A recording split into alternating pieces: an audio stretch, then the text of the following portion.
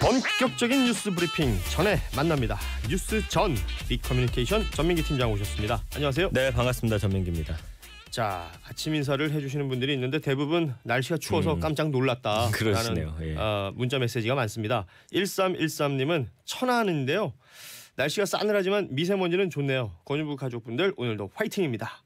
5119 끝번호 쓰시는 분은 날씨는 약간 춥지만 오늘도 뉴스를 기다립니다. 고맙습니다. 아침 인사를 이렇게 해주시는데 날씨가 춥지만 그래도 기분 좋게 시작하시는 게 좋겠죠. 그럼요. 네. 미세먼지도 없으니까요. 배영자님, 누워서 권유부 들으며 잠 깨우는 중입니다. 아침부터 세상을 깨워줘서 감사해요 하셨는데 누워서 잠 깨우는 일어나세요! 쉽지가 않아요. 네, 맞습니다.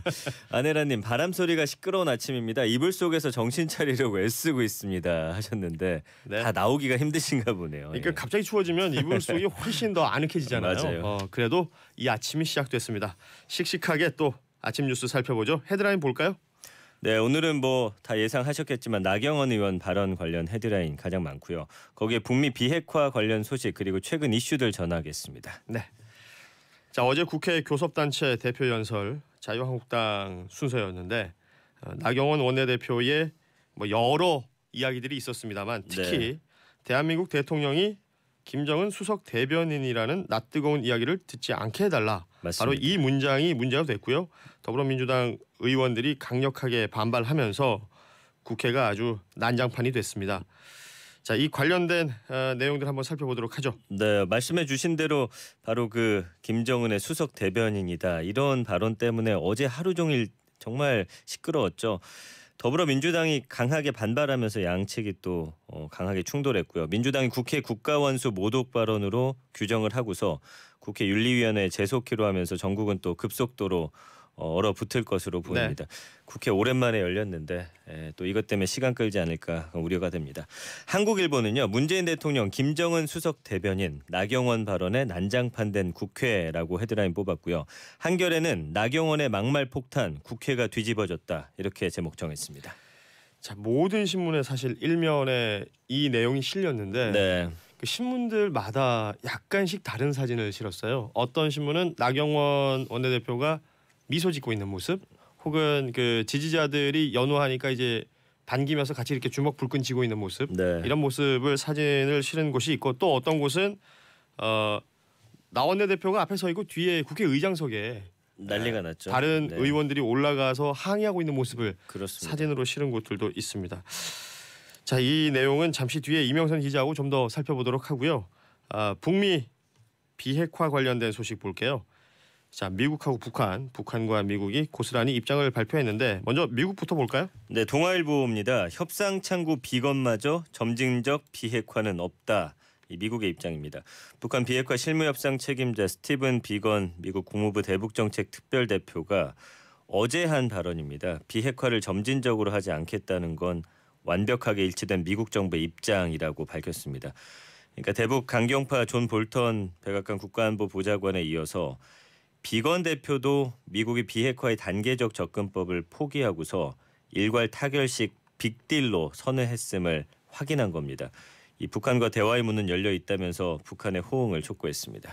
빅딜이라는 것이 그러니까 완벽한 비핵화를 먼저 진행을 해야 한다. 그렇습니다. 그 이후에 대북 제재라든지 여러 가지 혜택들이 있을 수 있다라는 지적인데 지금 비건의 목소리를 동아일보가 실었고 비핵화에 대해서 사실 북한에서도 목소리가 나왔는데 그 하노이 회담 이후에 네. 어찌 보면 처음 나온 내용이기 때문에 주목을 하는데 결국 미국하고는 온도차가 있어요. 네, 그러니까 북한이 완전한 비핵화 의지는 드러냈는데 역시나 단계적 비핵화를 주장하면서 미국과는 역시나 입장차가 선명하게 드러났습니다. 네.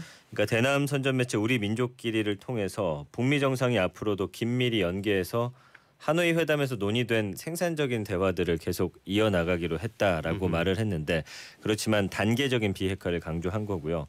또 다른 매체 통일신보는 미국에 제안한 영변 핵시설 폐기 그리고 일부 제재 해제안을 언급하면서 가장 현실적이며 통 큰 보폭의 비핵화 조치라고 주장을 했습니다.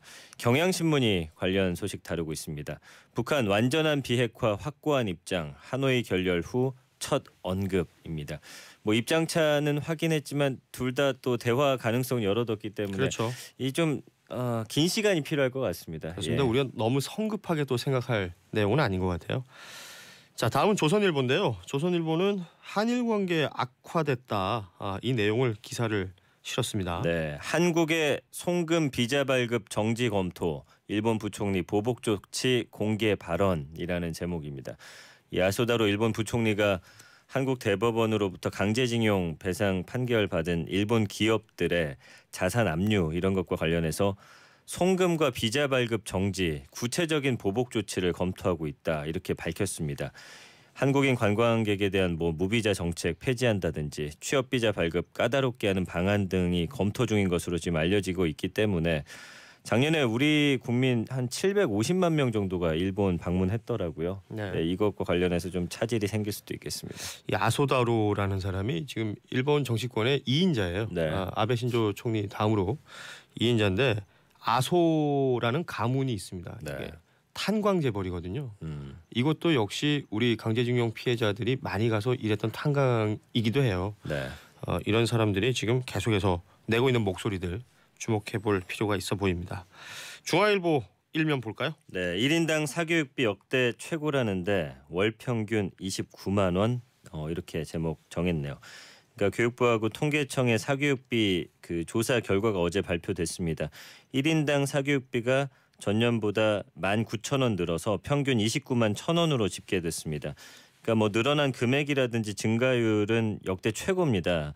근데 이제 신문은 29만 원이라는 수치가 현실보다 너무 적다 이런 지적을 보도하고 있습니다. 그러니까 여기에는 사교육 받지 않는 학생까지 포함한 평균치기 때문이다 이렇게 분석하고 있는데 이거 자료 저도 봤는데 월 평균 소득에 따라서 또 차이가 많이 납니다. 그렇죠. 800만 원 이상 벌면 50만 원이고 또 지역이 어디냐에 따라 서울은 40만 원, 충남은 한 18만 원 정도 돼서 지역별 편차도 컸습니다. 그러니까 실제 사교육에 쓰고 있는 돈 금액을 생각해 보면 평균 29만 원이라는 게 너무 적게 책정이 됐다라는 것을 중앙일보가 지적을 했군요. 자, 신문 헤드라인 봤고요. 인터넷 뉴스토픽 볼 텐데 그 전에 문자 메시지 좀 볼까요? 네. 새벽 2시부터 곤유부 기다렸는데 너무 졸려요. 그래도 책을 읽어서 그런지 기분은 최고입니다. 새벽 2시부터 저희 곤유부를 기다렸다고 하시는데 그러지 마세요. 주무셔야 됩니다. 잠 못 주무셨나 예, 보네요. 수면이 얼마나 중요한데요. 예, 책을 읽으셨다고 하는데 주무시고 좀 아침에 상쾌한 기분으로 우리와 함께 아침을 시작할 수 있었으면 좋겠네요. 박영란님 밤에는 주무시는 겁니다. 네. 자, 인터넷 뉴스 토픽 보죠. 네, 김현철 후보자 이 이름이 떴습니다. 그러니까 통일부 장관 후보자인데 과거 발언 때문에 또 논란되고 있습니다. 김 후보자가 지난 2015년 3월에 당시 야당 대표였던 문재인 대통령이 천안함 폭침 5주기 맞아서 군복 입고서 해병대를 방문했었는데 이것과 관련해서 본인의 SNS에 군복을 입고 쇼를 하고 있다 이런 내용 글을 올렸고요. 또 초미의 민주당 대표 향해서는 감염된 좀비 뭐라고 한다든지 김종인 비대위원장에 대해서는 박근혜가 씹다 버린 껌으로 언급한 사실도 드러났습니다. 그러니까 이런 과거 발언이 논란이 되니까 일단 자신의 SNS 계정 폐쇄하고 앞으로 언행을 신중히 하겠다라고 덧붙였는데 그러니까 좀, 2015년 네. 당시에는 김현철 후보자가 대학 교수였죠. 그렇습니다. 예, 자신의 의견을 SNS에 올렸는데 지금 말씀하셨던 그런 내용들이 있고 지금 그 정권에서 통일부 장관 후보자가 돼 있는데 여러모로 부적절하다 아니면 막말이었다 네. 이런 얘기들이 있고요. 언행을 신중히 하겠다고 했는데 SNS 이거 참 다 기록이 남아요. 예, 그럼요. 이런 것들이 또 예. 한번 우리도 우리 스스로를 돌아보게 될 수 있는 계기가 될 것 같습니다. 다음은 어떤 겁니까? 윤지호 추가 진술입니다. 고 장재현 씨 성접대 의혹 사건의 유일한 목격자로 알려진 고인의 동료 배우 윤지호 씨가 검찰에 참고인으로 출석했죠. 네. 그러니까 장 씨의 억울함을 밝히는 데 도움이 됐으면 좋겠다. 그러면서 이른바 장재현 리스트로 알려진 문건은 유서가 아니라 억울함을 풀기 위해 작성한 것이다. 이런 이야기도 했습니다. 네.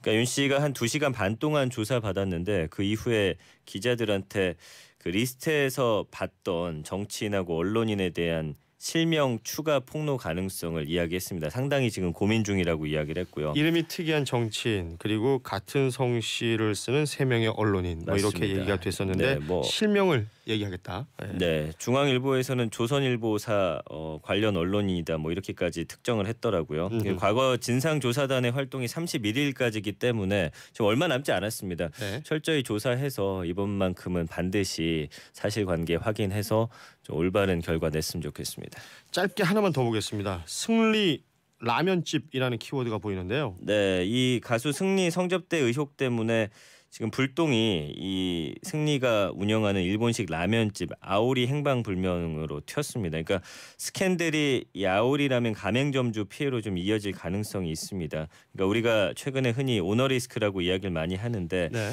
이것 때문에 또 선의의 가맹점주들이 피해를 입지 않을까. 이미 어제 이제 몇몇 기자들이 라면집 몇 군데 찾아가 봤더니 손님이 확 줄었다고 하면서 이야기가 나오더라고요.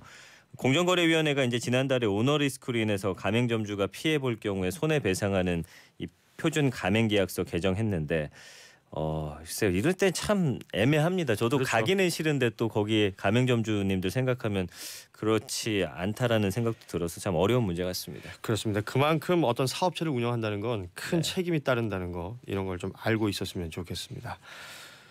오늘은 여기까지 하죠. 지금까지 비커뮤니케이션 전민기 팀장이었습니다. 고맙습니다. 감사합니다.